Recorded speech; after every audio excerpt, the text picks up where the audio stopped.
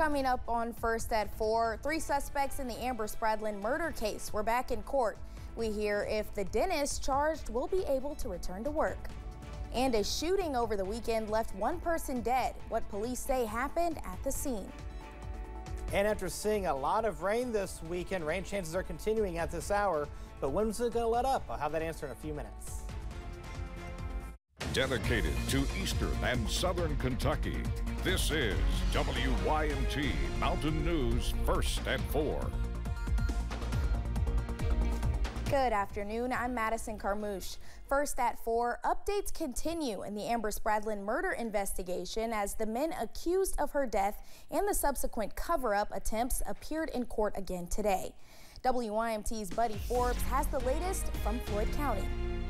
One attorney was fined for contempt of court and one man received a bond reduction when the 3 men arrested in connection with the murder of Amber Spradlin appeared in court this morning. Michael M.K. McKinney, Dr. Michael McKinney, and Joshua Mullins were brought before a judge today, each facing an additional count of tampering with physical evidence, with investigators claiming they planted a fake murder weapon in the couch near Spradlin's body. All 3 men pled not guilty to a superseding indictment with the added count. Mullins received a bond decrease with his full cash bond cut in half from $100,000 to $50,000. And MK's attorney was charged a $500 fine, with the judge ruling he was in contempt of court for falsifying citations on a motion to dismiss the case, a motion that has since been withdrawn. With so many updates and movements in the case since the arrest last month, Spradlin's family says it has been an emotional time. There are some things that I'm not really pleased about, but it's just part of the process, and there's going to be some give and take as we go, and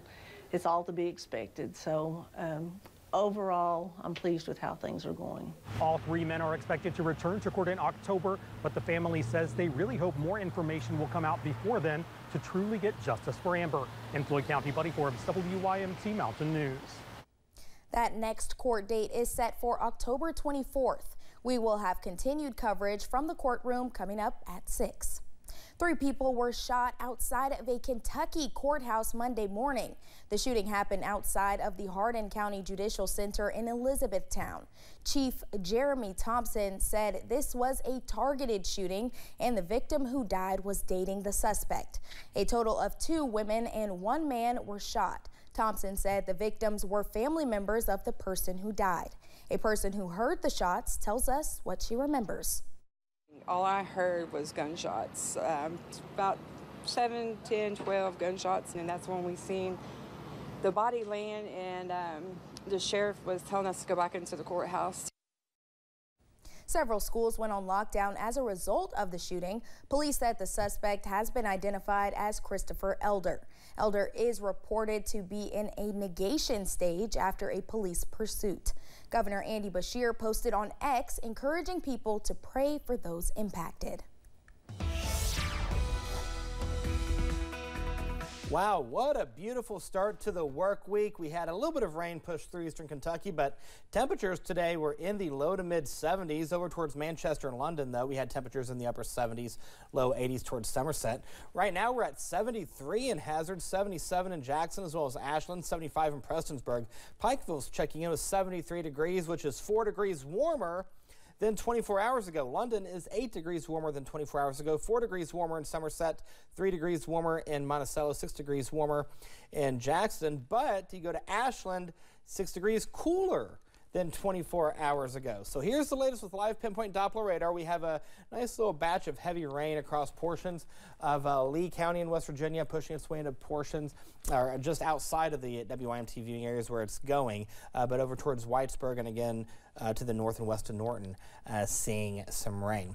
All right, here's a look at your evening planner. By 6 o'clock, we'll see temperatures in the upper 60s and low 70s, mid 60s by 8 p.m., and then upper 50s and low 60s by the 10 o'clock hour. So overall, after that rain is out of here, it's going to pave the way for a beautiful fall-like evening. But summer is saying not so fast, and we'll go over the details in the First Alert forecast in a few minutes. Madison. All right, Eric, looking forward to it. 1 man is dead and another is in custody after a shooting over the weekend. WYMT's Austin Hicks spoke with Pulaski County deputies about the investigation. A shooting left 1 man dead and another in custody over the weekend in Pulaski County. Sunday, Pulaski County Sheriff's Department received a call to an apartment complex at 1760 Highway 90. Upon arrival, they found one man, Marion Flanagan, dead at the scene. They then arrested the suspect, Kevin Yagowinski, as he attempted to flee the scene. Sheriff Bobby Jones with the Pulaski Sheriff Department says a witness helped deputies make the arrest before the suspect could leave the scene. Well, this particular residence has driveways from the front and the back. The way they went in was from the back, and the deceased was lying in the back, and they heard the vehicle up front, so they went to the front and they seen the suspect backing up his vehicle, getting ready to get onto the highway, and so they was able to get him out with any instant and was able to take him into custody. Sheriff Jones says that the investigation is ongoing and that the public is no longer in danger. In Pulaski County, Austin Hicks, WYMT Mountain News. Jazz Garzewski is being held at the Pulaski County Detention Center. Sheriff Bobby Jones says crime has increased in the county. Coming up on First at 4, a Kentucky county was highly ranked nationally in terms of healthcare access. We hear which county it was and why they ranked so highly. And we're seeing fall-like temperatures across eastern Kentucky, but don't get used to it. Details in a few minutes. Stay with us.